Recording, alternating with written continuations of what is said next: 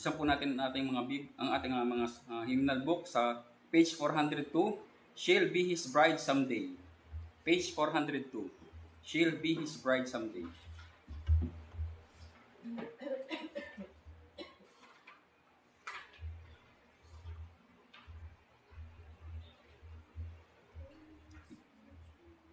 Page 402. She'll be his bride someday. Sing. There's a church here on this earth, which our Savior calls His church. She descended from the one He started at Jerusalem.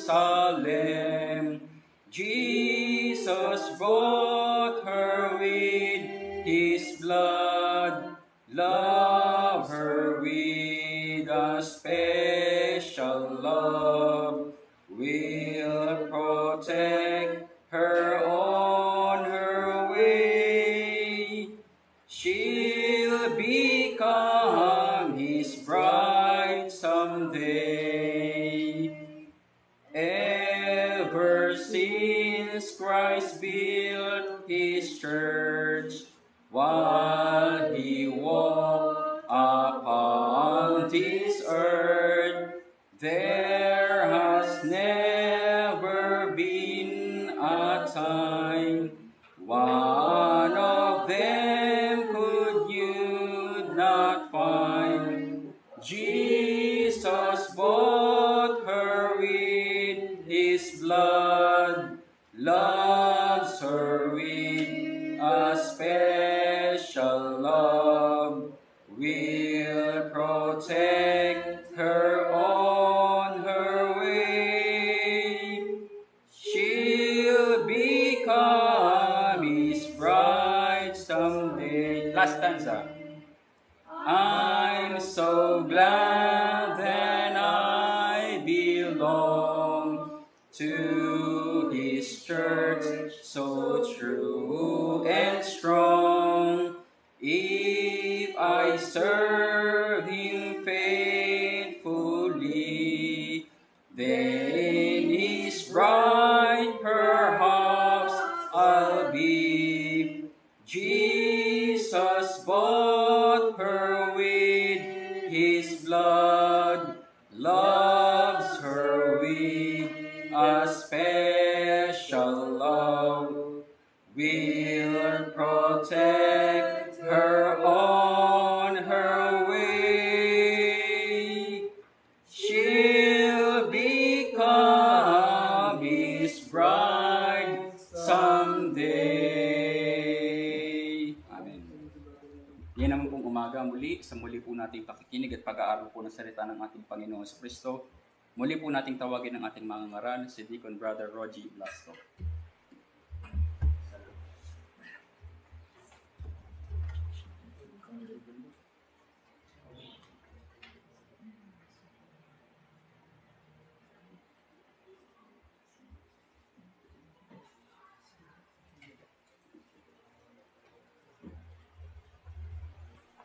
Isang mapagpala at mabiyayang umaga sa inyo lahat, mga kapatid. Sa ating pong pagsisimula, buksan po natin ang ating mga Bible sa Romans chapter 9.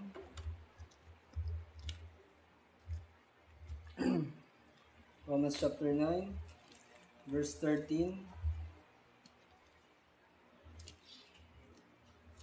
Basahin po natin. Ito po ang sabi sa King James Version. Romans chapter 9, verse 13. As it is written, Jacob have I loved, but Esau have I hated. 14. What shall we say then? Is there unrighteousness with God? God forbid. Ito po ang pagpapatuloy ng ating pag-aaral sa Doctrine of Unconditional Election. Ito po yung part 3 concerning reprobation.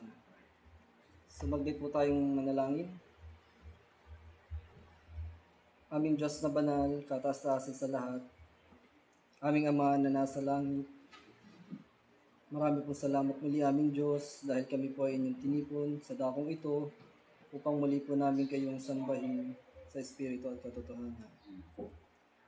Aming Diyos, sa amin pong gagawin muling pag-aaral ng inyong mga salita, sa inyong mensahe na ipararating sa amin ngayon, nawa po ay buksan nyo ang puso at isipan ng bawat nakikinig. Nawa ay maging pagpapala ito sa bawat isa, sa mga kapatid, at gayon din naman sa mga wala pa sa Panginoong Jesucristo. Nawa Panginoon ang doktrinang ito na aming patuloy na pinag-aaralan, kami dito ay maging matatag, maging strong aming Diyos. Nawa ay may pamuhay namin ito, maituro din namin sa bawat kapatiran. At gayon din sa mga tao na aming ma-encounter, Panginoon. Maraming pong salamat aming Diyos sa pribilehiyong ito na kami makapakinig ng inyong mga salita, ng inyong mga aral, ng inyong turo. Palagi niyo po kaming paalalahanan, Panginoon, kung gaano kami kapalad na kami ay napabilang sa inyong tunay na simbahan. Sa iglesia po ng aming Panginoong Jesus, ang pillar and ground of truth, Panginoon. Ngayon, pinapanalangin din po namin ang aming mga kapatira doon sa San Narciso, Quezon. Ngayon po sila ay ino-organize bilang maging isang independent church, Panginoon. Pinapanalangin po namin ang aming pastor, si Pastor Norman, at ngayon din po aming kapatid na si Brother Kervin, na naroon po ngayon. Nawa po, Panginoon, ay inyo silang gabayan sa pamamagitan ng Banal na Espiritu. Walang maging hadlang sa gagawing church organization ngayon doon.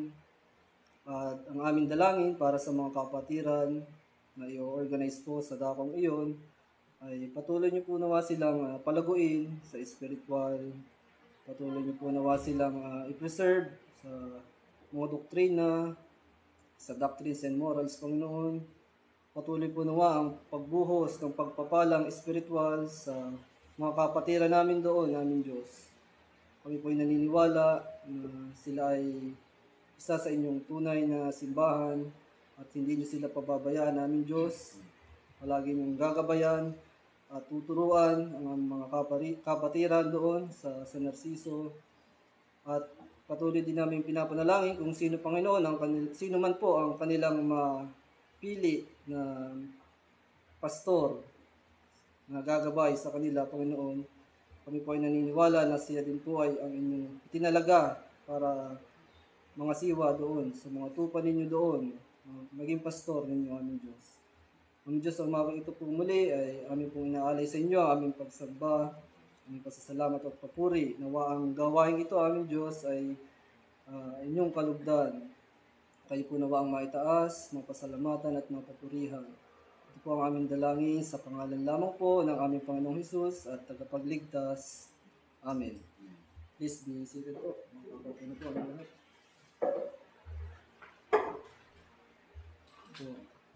So, ang title po nito ay yung pagpapatuloy nga po ng ating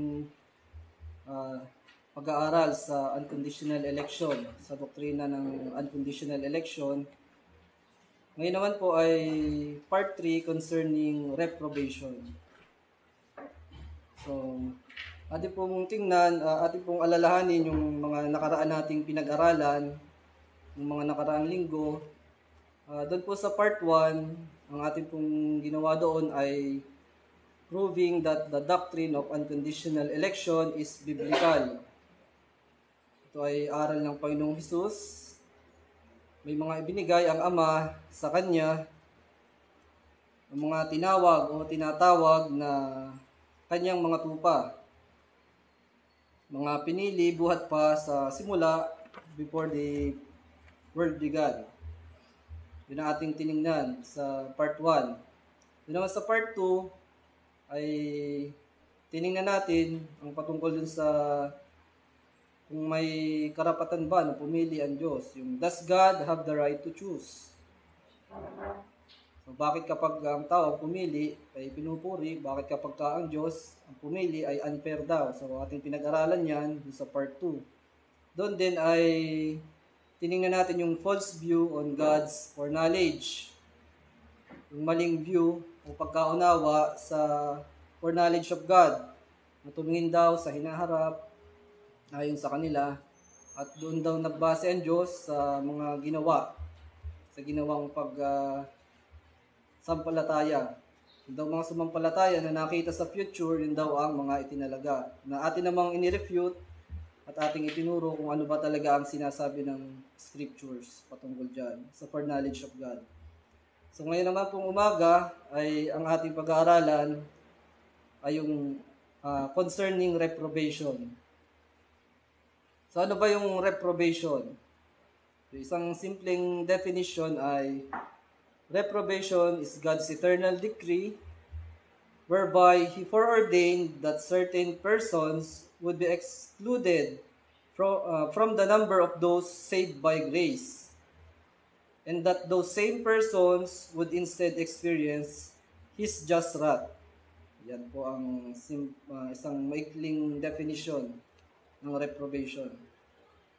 So, kung yung election ay mahirap nang tanggapin o paniwalaan, so patungkol yun dun sa mga pinili na maliligtas, ito namang aral na reprobation ay mas mahirap itong tanggapin o maunawaan. Mas madami ditong hindi mag-a-agree. Pero yan ay makikita natin na itinuturo yan sa Biblia. Mismong Panginoong Hesus ang nagturo niyan, doktrina yan ng Panginoong Hesus. So, biyaya na lamang talaga ng Diyos kung ito ay ipauunawa din niya sa isang tao. So, basahin ko itong sinabi ni Arthur W. Pink tungkol sa reprobation. Ito sabi niya, every choice evidently and necessarily implies a refusal. For where there is no leaving out, there can be no choice. Kumbaga, syempre, pagka nga naman may pinili ka, automatic, meron ka hindi pinili sa mga pamimilian mo. Yung mga hindi pinili, yun yung reprobate. So, yun yung patungkol sa reprobation. So, magbigay tayo muli ng isang example na madali nating maunawaan yung patungkol dyan sa pinili at hindi pinili. So, yun nga, kung ikaw ay mag-aampon sa orphanage, so madaming orphanage sa buong mundo. So, ilimit na lang natin sa Pilipinas, may mga orphanage din dito. Siyempre, pipili ka lang kung saan ka mag-aampon. Pagpunta mo doon ay maraming bata. Siyempre, pipili ka din ng bata na iyong i-adapt.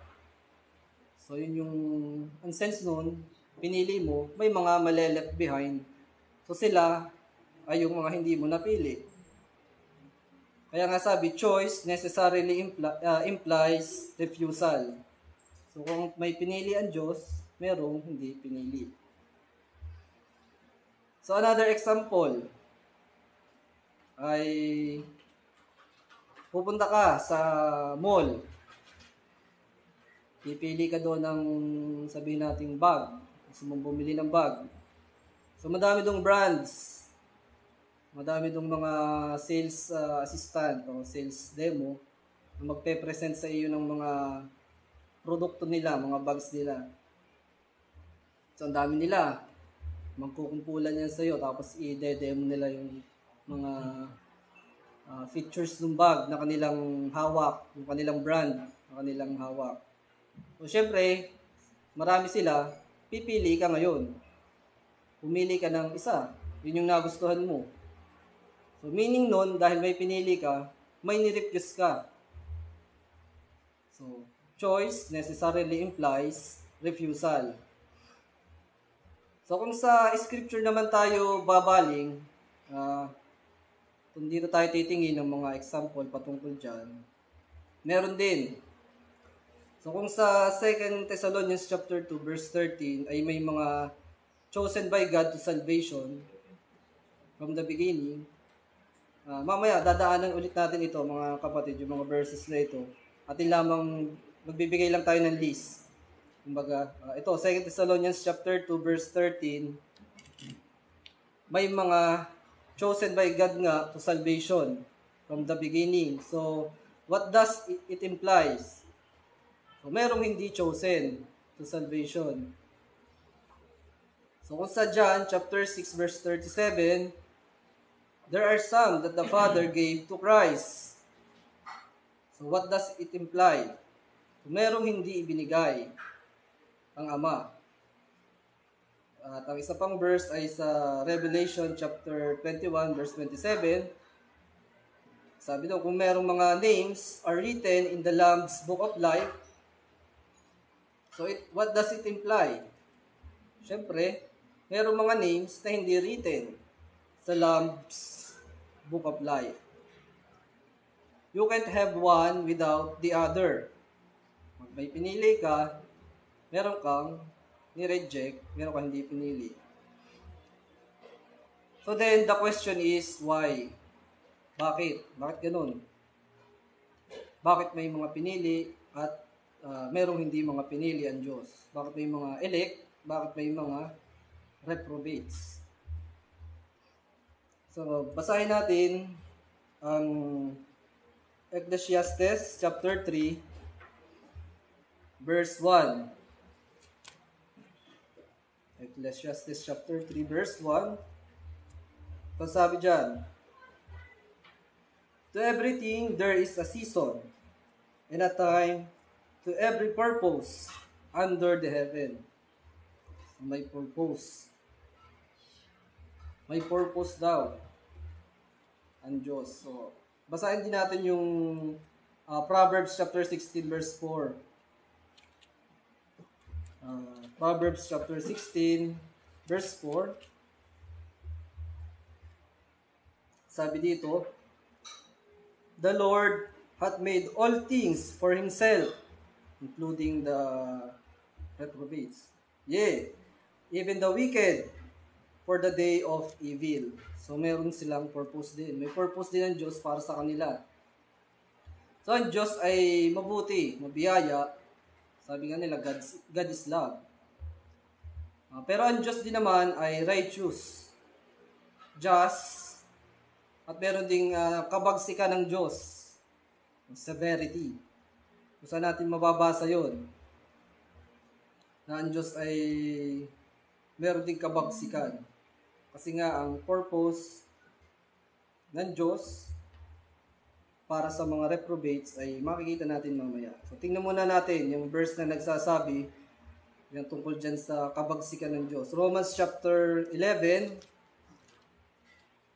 verse 22. Ito sabi, behold, therefore, the goodness and severity of God. Yan. So, kabagsikan. Ang Diyos ay mabuti, may kabagsikan din ang Diyos. Hindi lang puro love, love, love. Yan.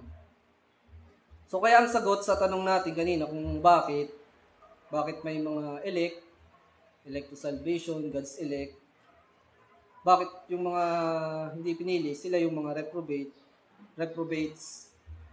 So, it is according to God's decree and purposes after the counsel of His own will. So, meron talagang decree ang Diyos kung sino lamang ang maliligtas, kung sino lamang yung elect to salvation, at meron ding mga non-elect. So, sabi natin, ito ay decree and purpose of God. Yan. According sa kanyang counsel of His own will. According to the purpose of Him. So, mababasa natin din yung yan, according to His purpose, sa Ephesians chapter 1, verse 11. So, ating tingnan yan. So, ngayon ating binibuild up muna yung aral o idea na merong reprobates. Ngayon, yung reason, ano yung reason? Ito, according nga daw sa decree and purpose of God. So, basahin natin Ephesians chapter 1, verse 11. in whom also we have obtained an inheritance, being predestinated according to the purpose of Him who worketh all things after the counsel of His own will. So yan ang sabi dyan sa verse 11, patungkol sa mga ligtas. Ordained down, obtained, inheritance. Sila ay mga predestinated. So bakit? Bakit sila na predestined to salvation? Sabi dyan, ay according yan sa purpose ng Diyos, of Him who worketh all things after the counsel of His own will. So yun naman pala ay ayon sa decree ng Diyos, kaya may mga ligtas. So meaning, ayon din sa purpose ng Diyos, it also implied dyan sa verse na yan, kung meron siyang inordained, meron siyang predestinated para sa inheritance, which is yun ay eternal life, salvation ang pinag-usapan dyan. Meron ding hindi predestinated para dyan. So, ang tanong dyan ay, unfair ba ang Diyos sa kanyang ginawang yun? So, ano nga sabi sa ating teksto? Sabi sa verse 14, sa Romans chapter 9, verse 14, kung ating tatanungin ng isang tao na unfair ang Diyos, pagkaganyan. So, unfair ba ang Diyos? Ang sabi ng ating teksto sa verse 14 ng Romans chapter 9, what shall we say then? Is there unrighteousness with God? God forbid. Sabi dyan, may kalikuan ba sa Diyos? Kasi pag kinwestiyon mo yan, ibig mo sabihin, may kalikuan ng Diyos. May mali sa Diyos. Sabi dyan, God forbid.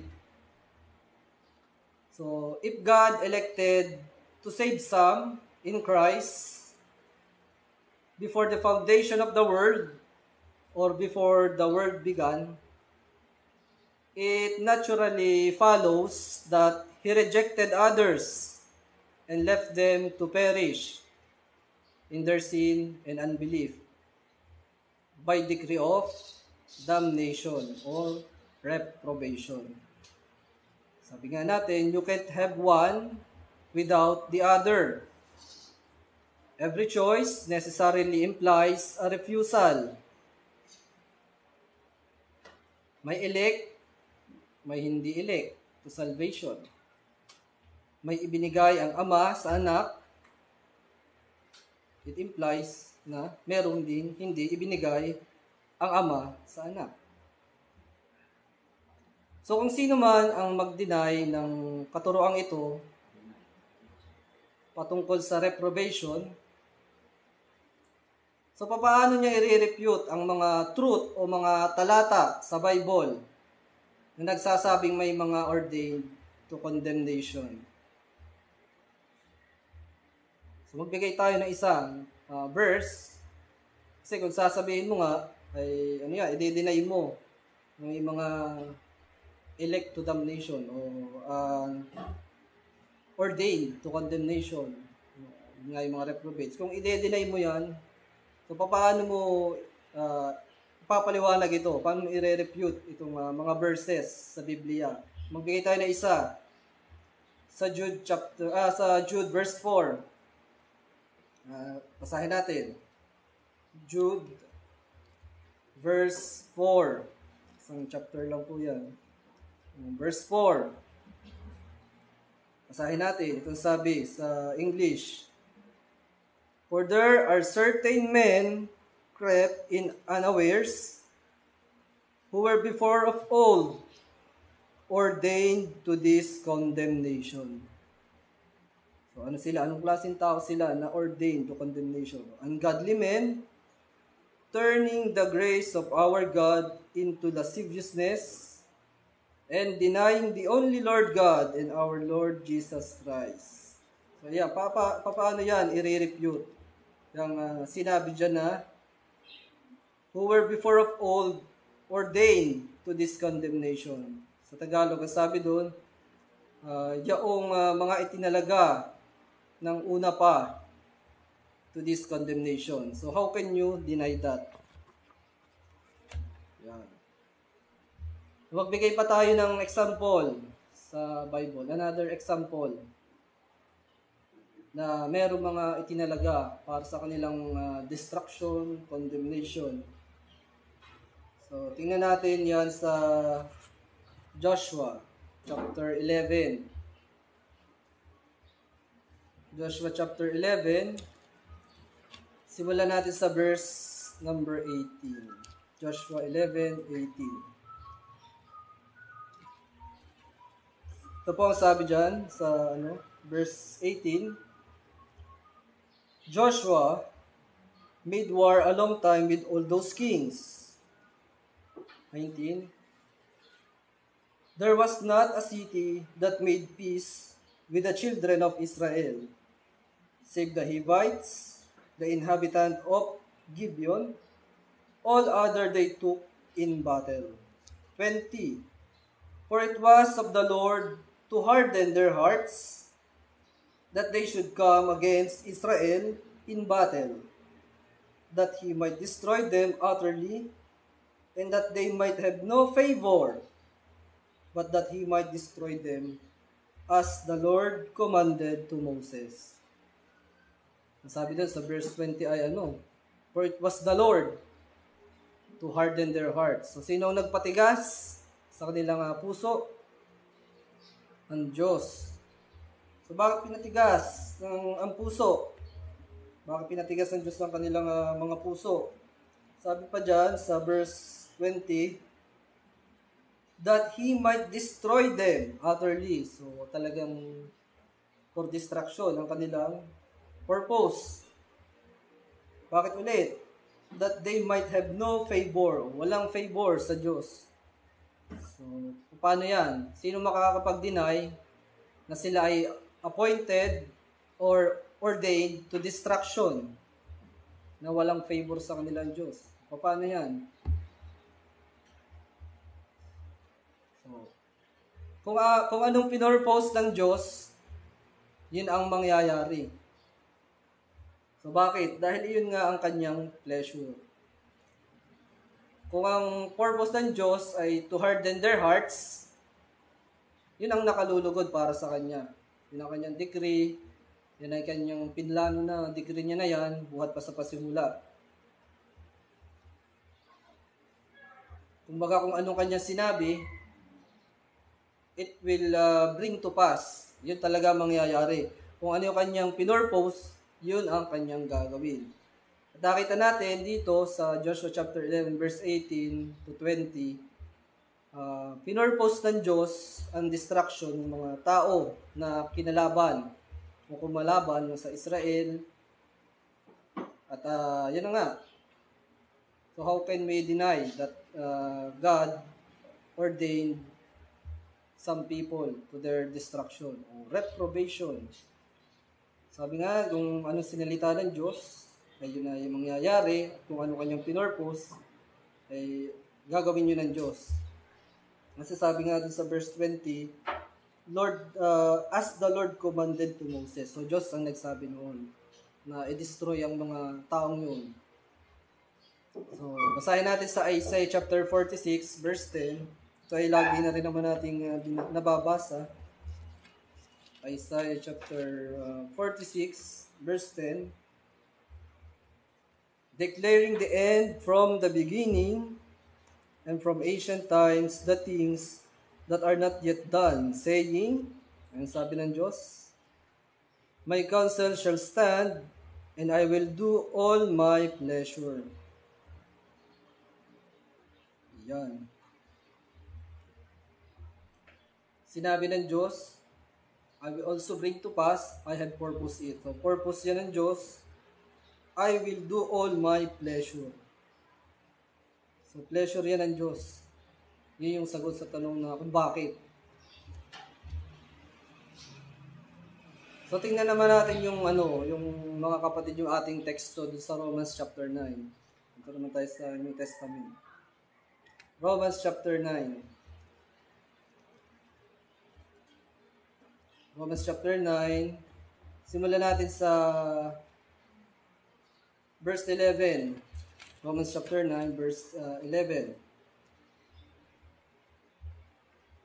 Ito sabi dyan sa Romans chapter 9 verse 11, "For the children, being not yet born, neither having done any good or evil, that the purpose of God, according to election, might stand, not of works, but of him that calleth." So, God's purpose of election. God had determined to love and hate the other. So, bago pa sila ipanganak, bago pa sila makagawa ng mabuti o masama, ay pumili ng Diyos. Kaya nga yan ay unconditional, hindi nagbase sa gawa. Unconditional election. So based lamang yan sa pagpili ng Diyos in God's sovereign will, purpose, and pleasure yun ng Diyos. Kaya nga unconditional election. So kung may election na naganap, so merong reprobation. Nasasabi dyan, "For the children not being yet born," so hindi base sa gawa, hindi pa nga pinapanganak daw eh. Kaya nga tuloy natin ang basa sa verse 14 para dun sa mga tatanong bakit. So what shall we say then? Is there unrighteousness with God? So God forbid. Tuloy natin basa. 15. "For he said to Moses, I will have mercy on whom I will have mercy, and I will have compassion on whom I will have compassion." 16. "So then it is not of him that willeth, nor of him that runneth, but of God that sheweth mercy." Yan, dahil lamang yan sa awa ng Diyos, yung pagpiling yan. Kaya may maliligtas. So, at dito sa verse 17, ay isa na namang proof na may pinurpose ang Diyos to reprobation. So, basahin natin. Tuloy natin ang basa. Romans chapter 9 verse. Hindi pala, yung binasa natin kanina. Sa verse 17.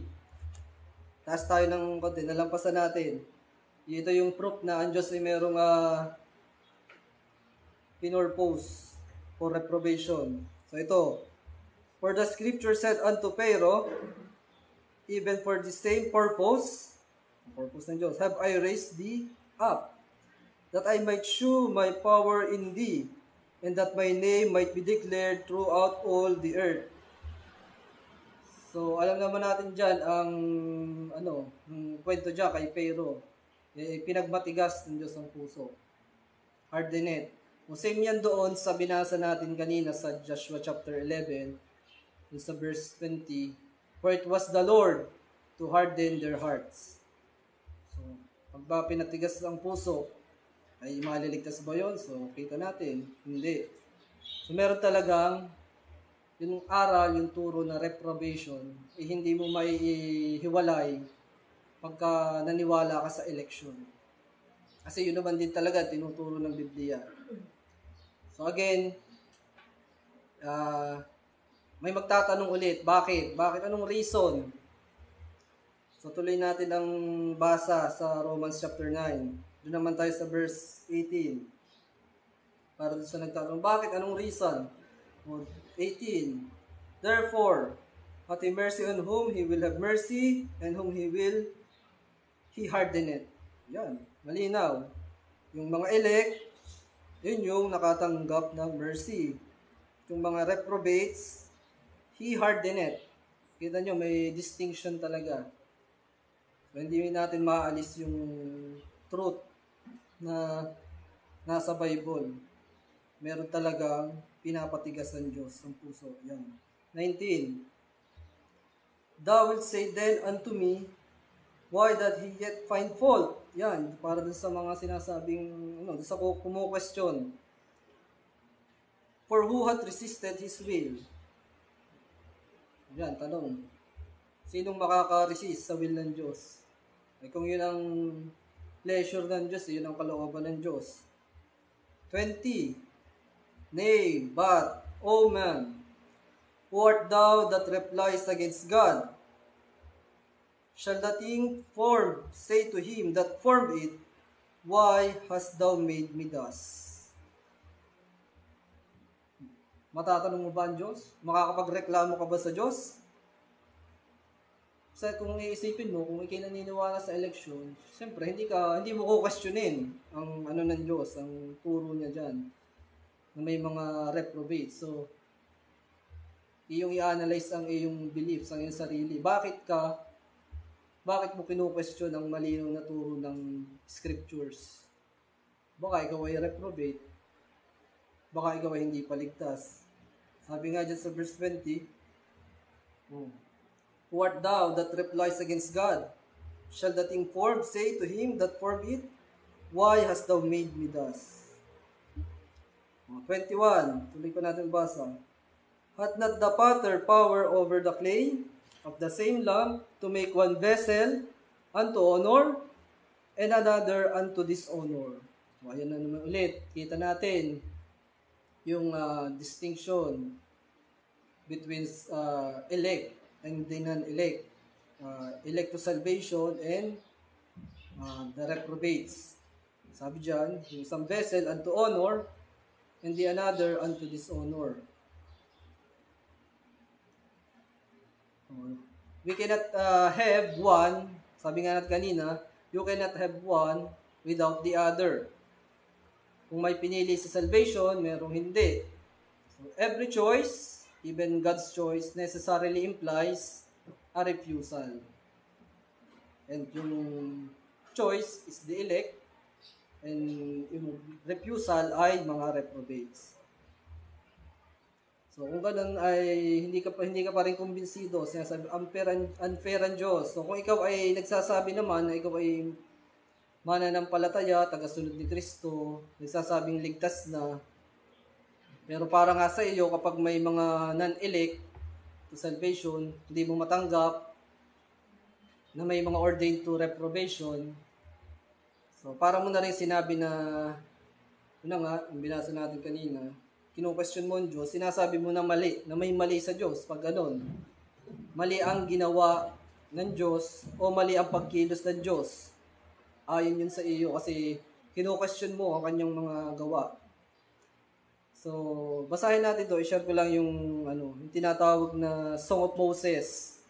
Remember that the Song of Moses will be the song of glorified saints who viewed the judgment of the wicked as just and true. So, saan natin mababasa yun?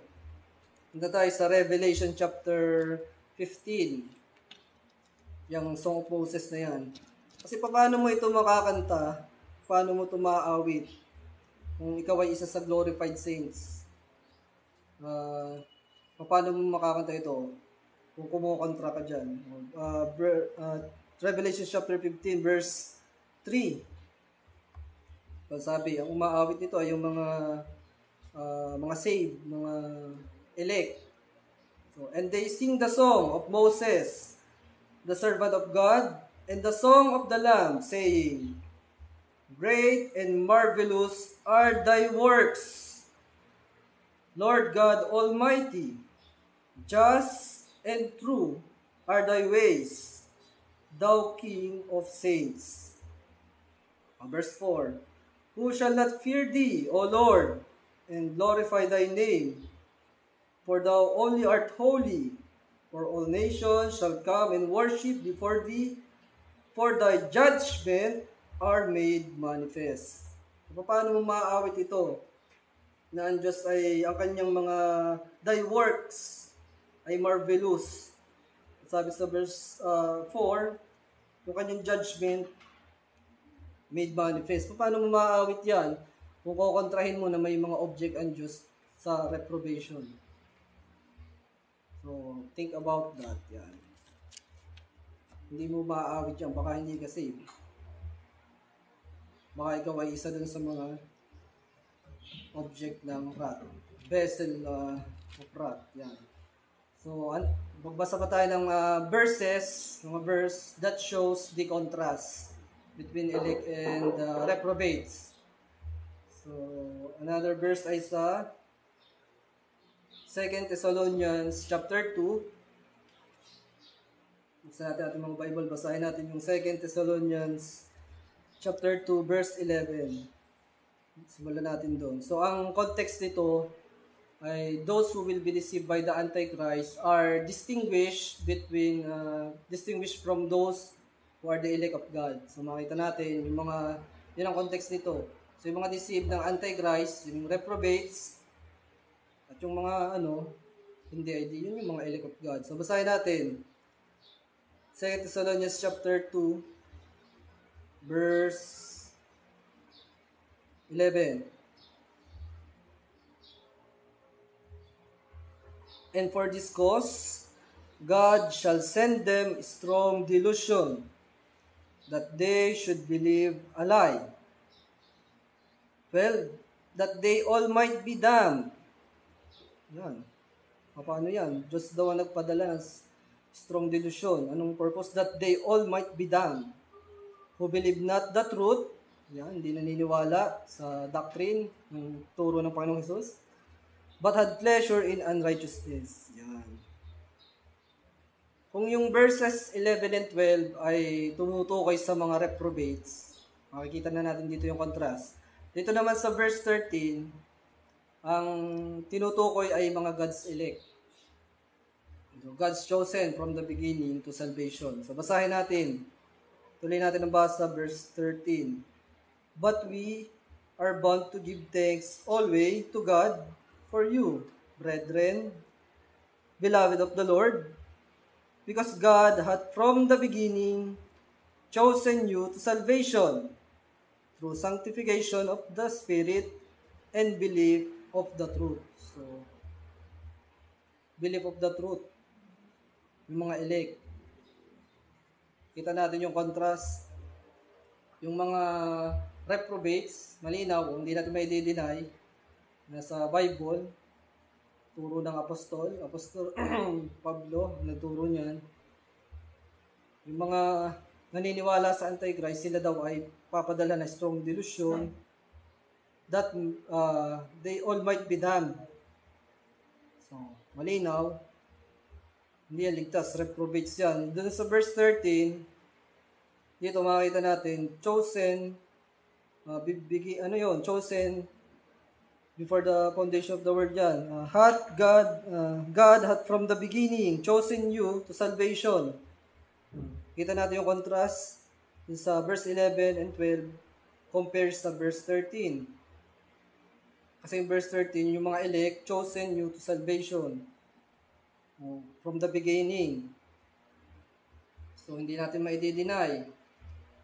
Again, malinaw sa verses na ito yung distinction or difference or contrast between the elect and the non-elect or the reprobates.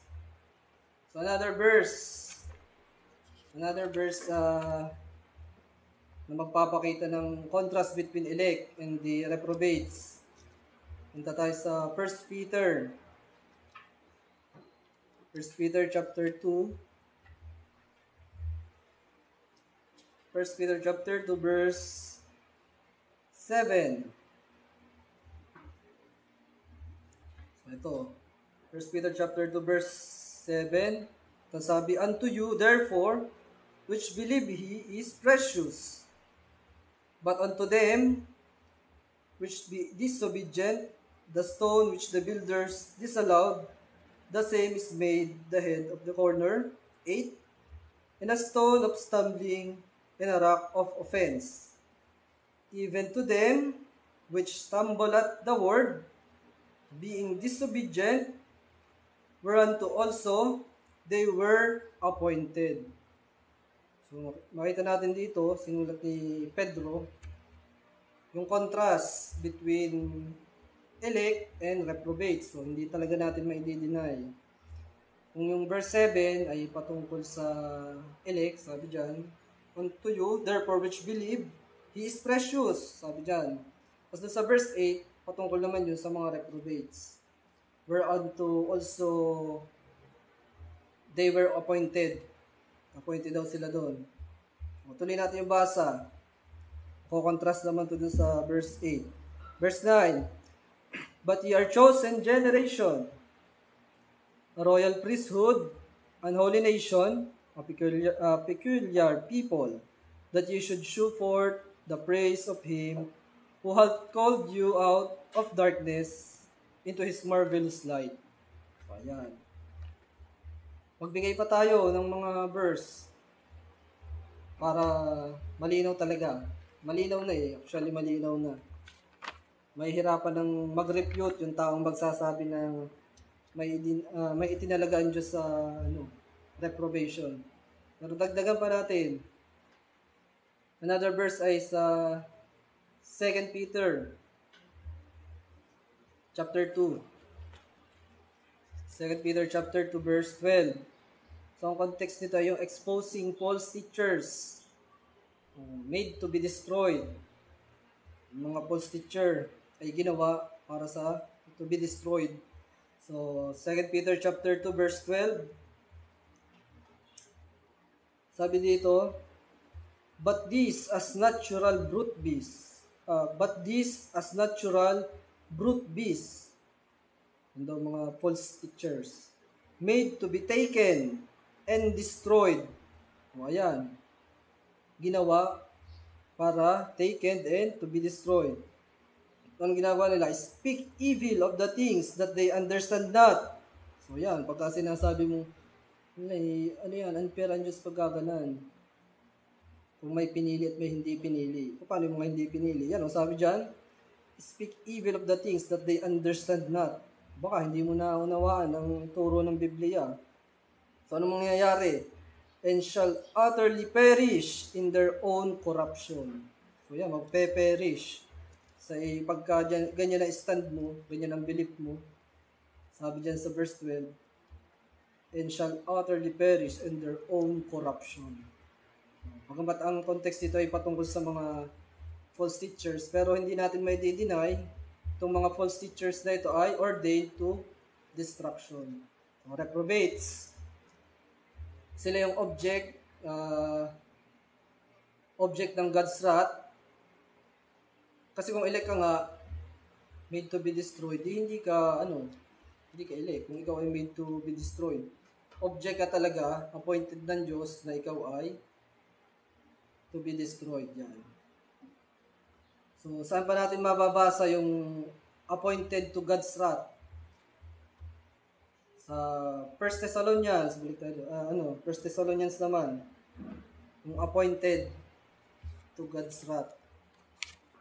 Yan na, ang linaw na yan, appointed na. Paano pa i-deny yan? 1 Thessalonians chapter 5, verse 9. So sabi, for God had not appointed us to wrath. So meaning, kung may appointed not to wrath, yun daw mga taga-Thessalonians, meaning merong appointed to God's wrath. Yun yung ibig sabihin niya, yun ang kabaligtaran nun. So you cannot take the one, hindi mo pwedeng paniwalaan yung isa, kasi i-check-wera mo na yung kabilang side.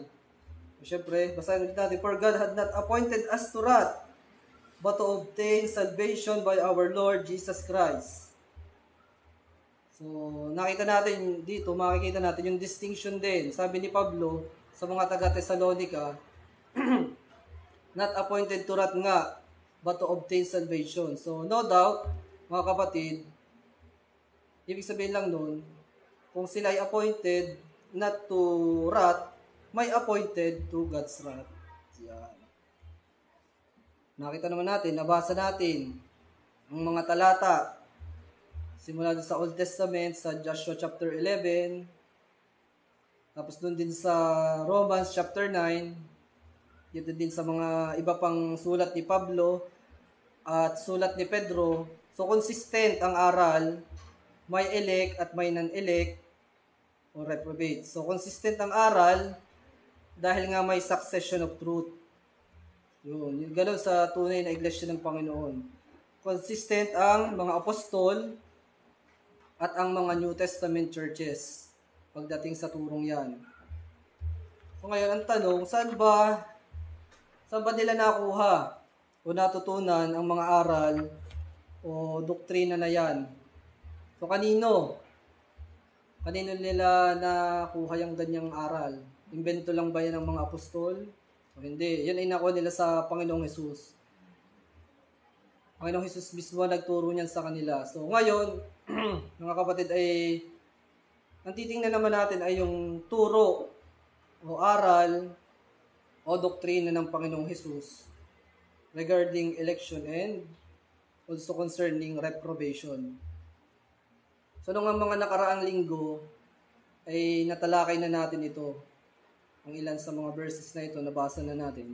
Titingnan ulit natin dito. Yung mga verses na implied ang turo regarding reprobation. So sabi nga natin paulit-ulit na kanina, you can't have one without the other. Every choice necessarily implies a refusal. So very clear ang Bible, mga kapatid, na merong sheep and goats.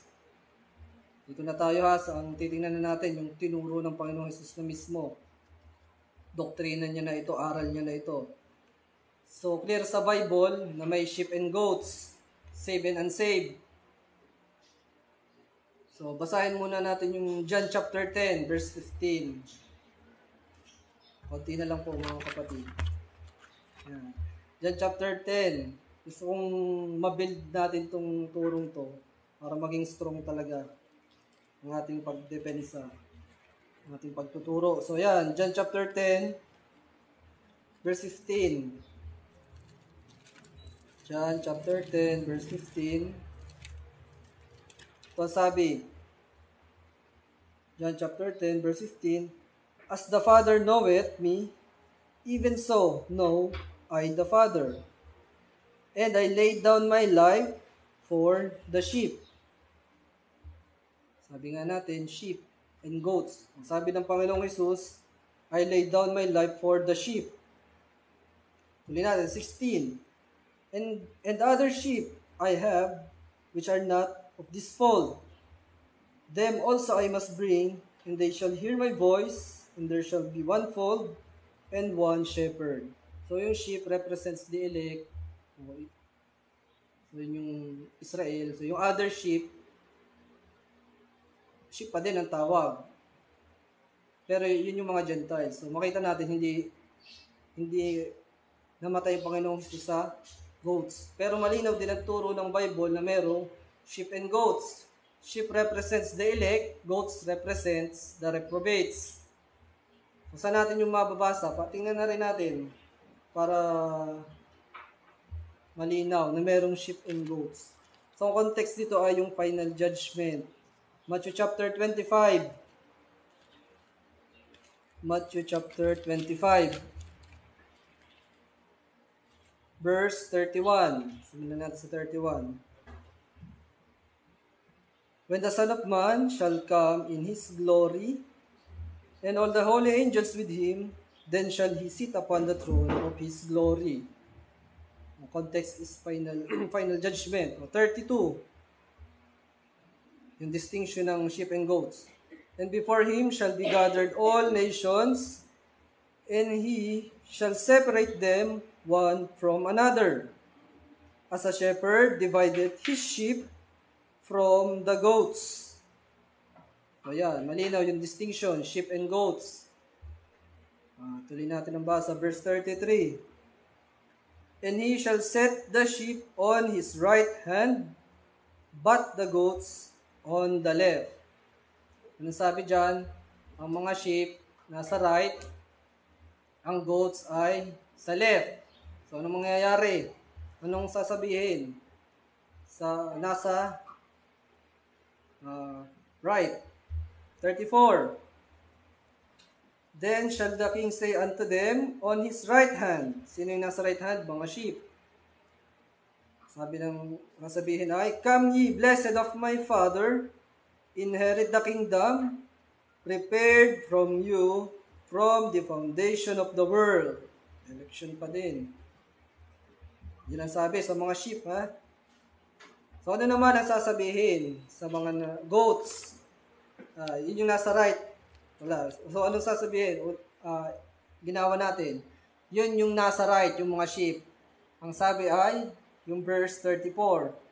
Then shall the king say unto them on his right hand, come ye blessed of my Father, inherit the kingdom prepared for you from the foundation of the world. Yun yung sheep, nasa kanan. So, elect.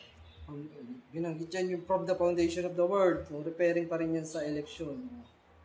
So, ano naman nasasabihin dun sa mga nasa left? Yun yung mga goats. Basahin natin sa verse 41. Ito ang sasabihin sa mga goats.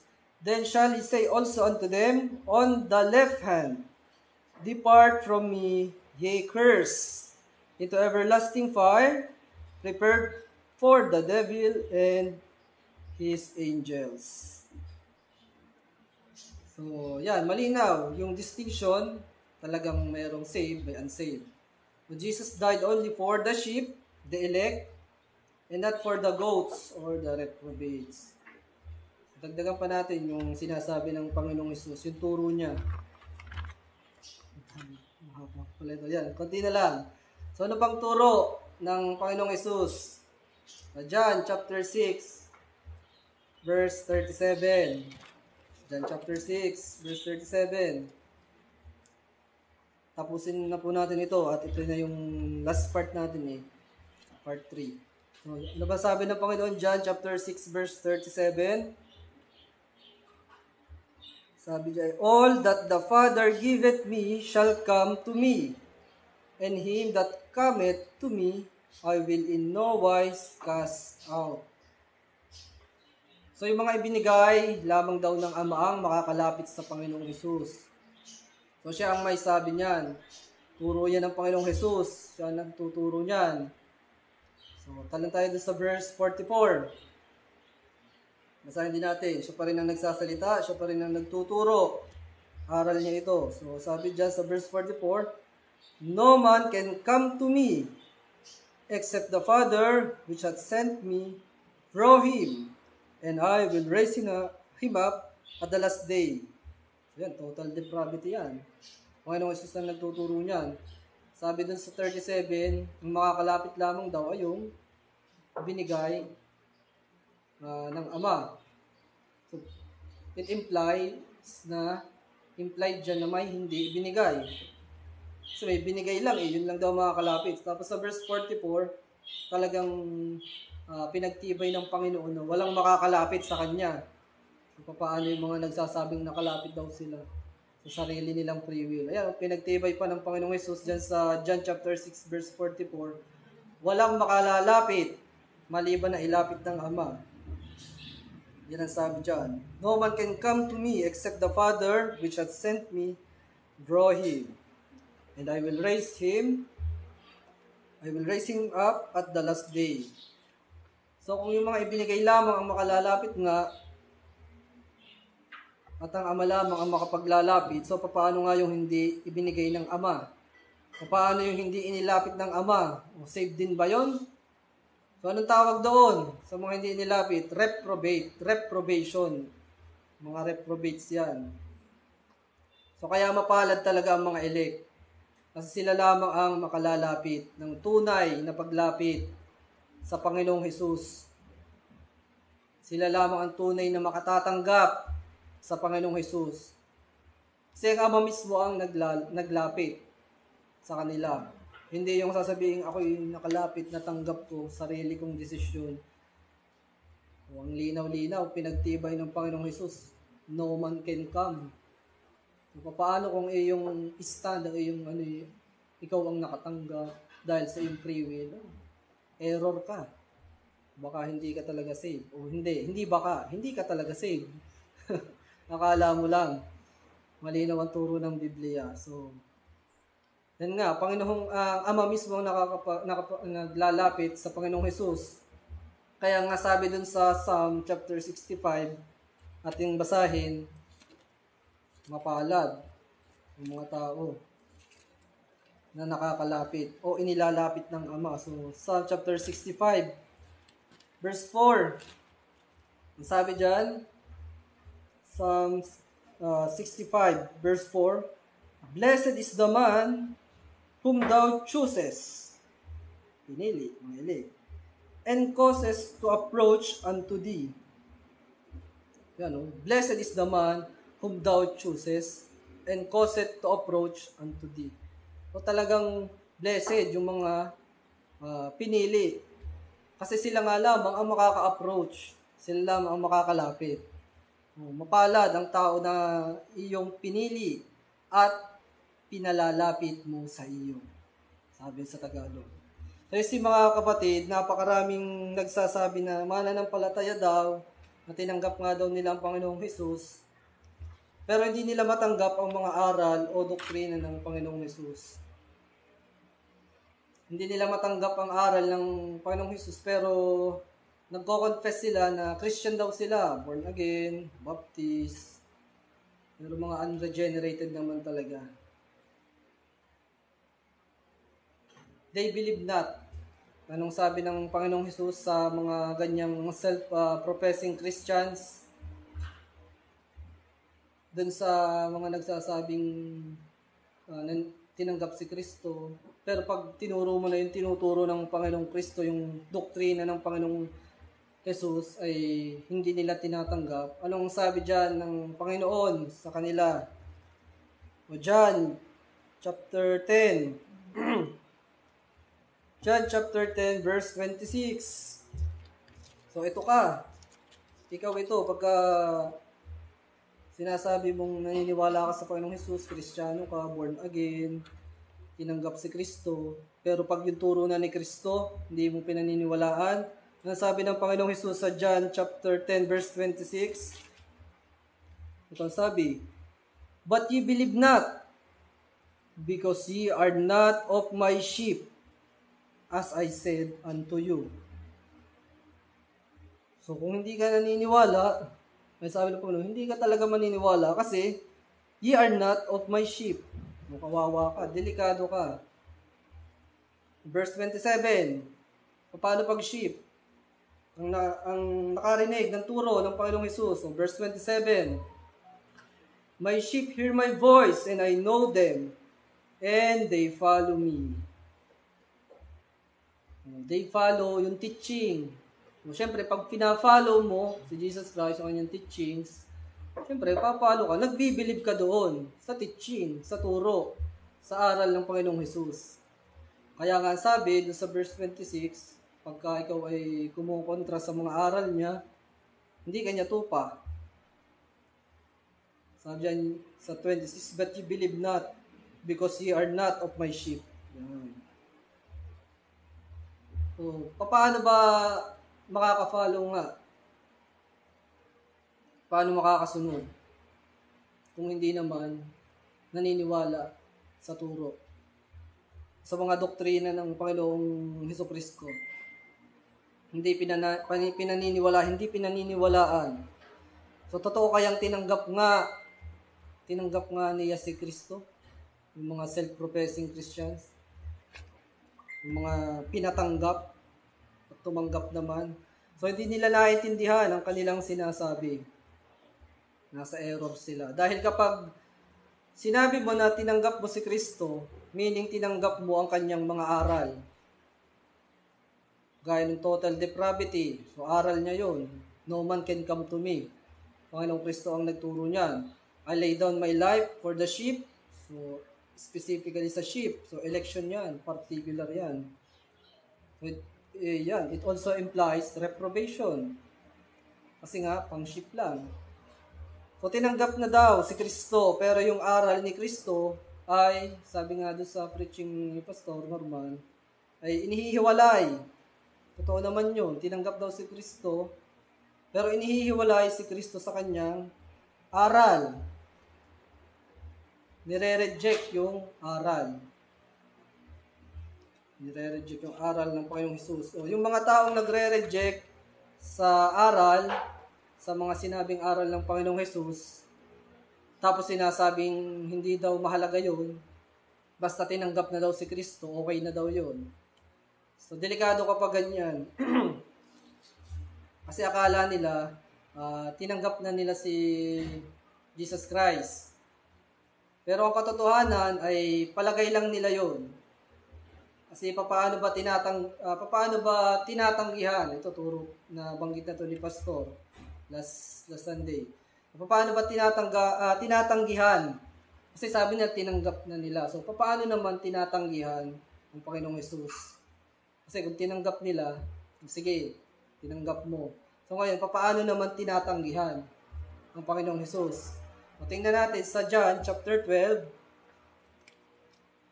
Dito na po tayo magtatapos. John chapter 12. Verse 48. John chapter 12, verse 48.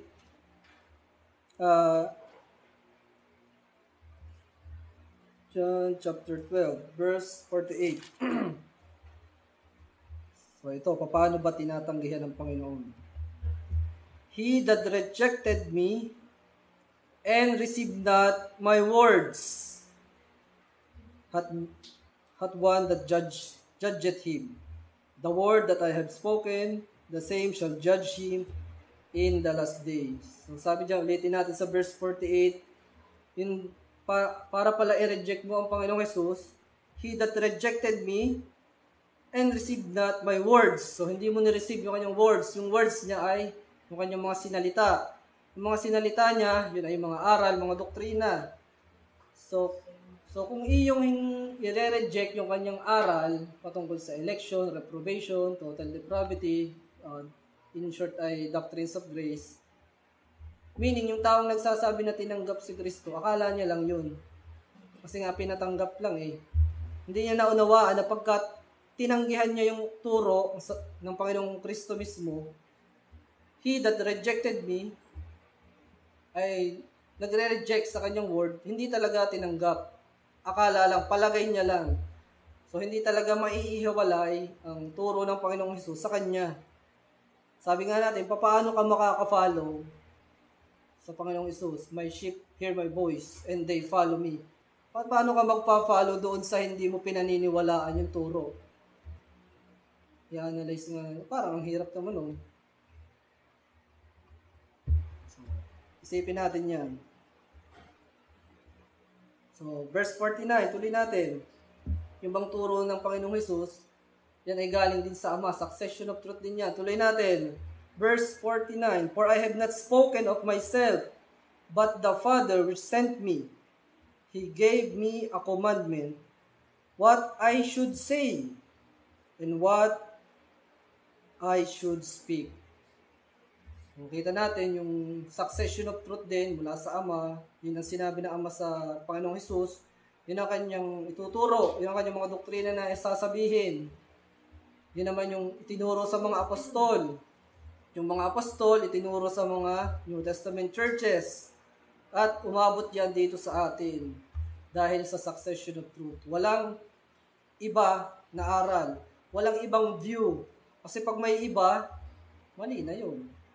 So napakalinaw. Kung sinabi ng Biblia, sabi ng Panginoong Hesus, may elect, may sheep, may goat. So yan. Hindi natin ma-deny na may itinalaga talaga sa reprobation. So ito, last verse natin. John chapter, 2 John. 2 John, last verse. Our last verse ay 2 John chapter, 2 John, isang chapter lang yan. Verse 9. 2 John verse 9. Whosoever transgresseth and abideth not in the doctrine of Christ hath not God. He that abideth in the doctrine of Christ, he hath both the Father and the Son. Ang sabi dyan, doctrine of Christ. So, paano yun? Kung questionin mo yung turo mismo ng Panginoong Hesus, tapos sasabihin mo ay Kristiyano ka, paano ka pa-follow? Paano ka susunod sa Panginoon kung hindi ka naman naniniwala sa sinasabi niya? Para bang kung babagsak yung eroplano, sabi siya magsuot ka ng parachute bago tumalon, eh hindi ka naniwala, basta tatalon ako. Buhay ka kaya o patay? Inihiwalay mo yung tinuturo sa iyo na dapat mong paniwalaan. Kailangan magsuot muna ng parachute. O diba, foolish napaka-foolish ng taong gagawa nung tatalo na lang basta ay may parachute naman. Ganun din yan sa turo ng Panginoong Hesus. Kung ano yung tinuro niya, doon ka maniwala. Doon mo tunay na matatanggap ang Panginoong Hesus. Doon ka makakaroon ng kasiguraduhan na ligtas ka nga talaga. Maniniwala ka sa mga doktrina ng Panginoong Hesus. So ngayon mga kapatid, sa ating pagtatapos, so ang turo at aral patungkol sa reprobation ay malinaw, strong ang Bible. Nakita natin, Old Testament, New Testament, mga apostol, mga churches, yan ang aral, yan ang turo. So, napakahirap talagang tanggapin o mapag-unawa ang God's decree regarding reprobation. Pero kung isa ka nga sa tupa, o sheep, elect, God's elect, hindi magiging mahirap ito para sa iyo. Dahil ang Diyos mismo ang magpapaunawa sa iyo, sa isang tao. Maliban na nga lamang kung ikaw pala ay isang reprobate. What shall we say then?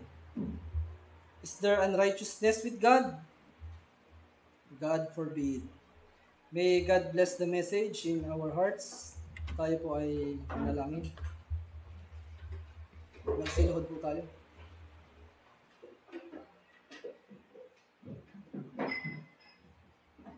Aming Ama, aming Diyos na nasa langit, maraming salamat sa napakagandang aral na inyo pong tinuro sa amin ngayong umaga. Maraming salamat sa mga aral ng Panginoong Hesus na patuloy na pinapasa sa accession of truth sa bawat tunay na iglesia ng aming Panginoon. Napakasarap pakinggan, napakasarap malaman na may mga ipinalaga ka na sa kaligtasan. At nakakalungkot naman na marinig na mayroong mga taong nakatalaga na rin naman pala sa kanilang destruction. Ang mga non-elect, mga reprobates. Kami ay nalulungkot. Pero alam namin Diyos na kahit ganoon, ito ay yung iyong purpose. Sila ang object ng iyong wrath.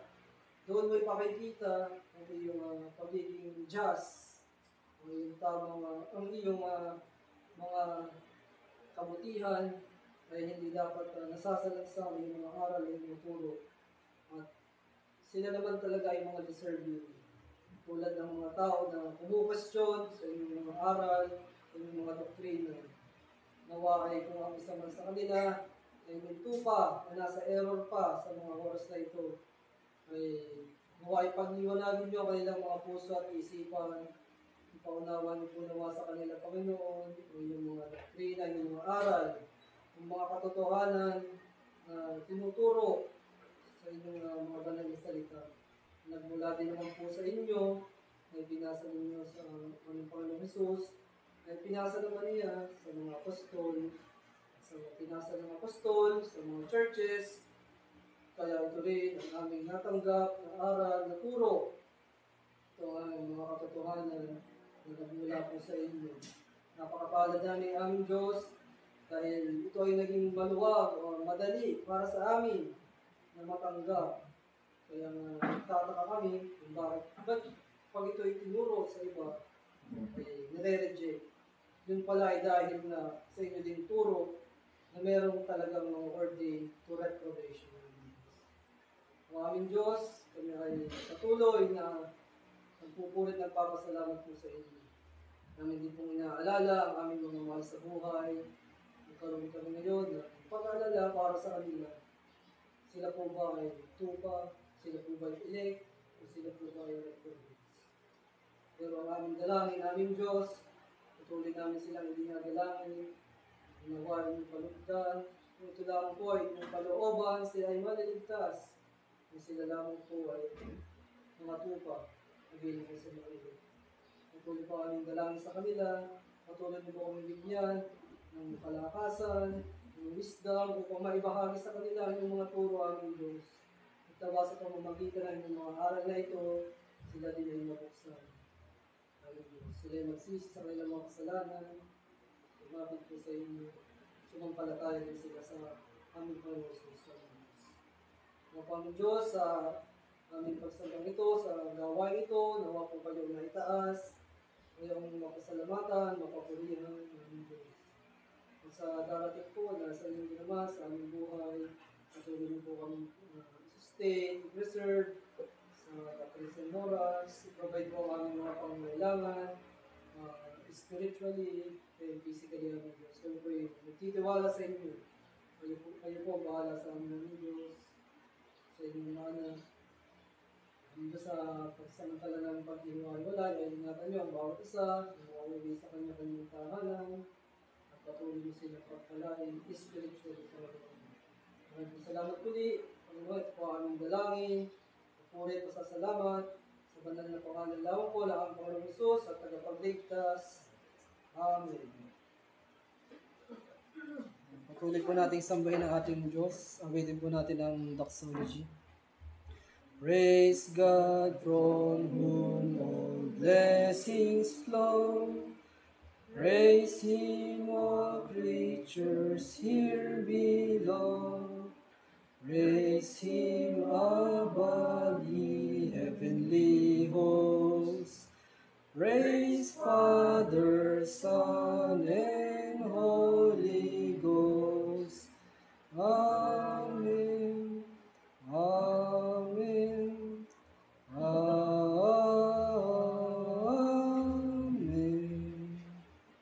Po, maraming salamat mga kapatid. God bless po. At mamaya pong hapon, meron po muli tayong pagtitipon sa mga kapatid. Ito po ay sana ay makarating din mamaya. Mamayang hapon po, may pagtitipon po ulit tayo. Maraming salamat. God bless.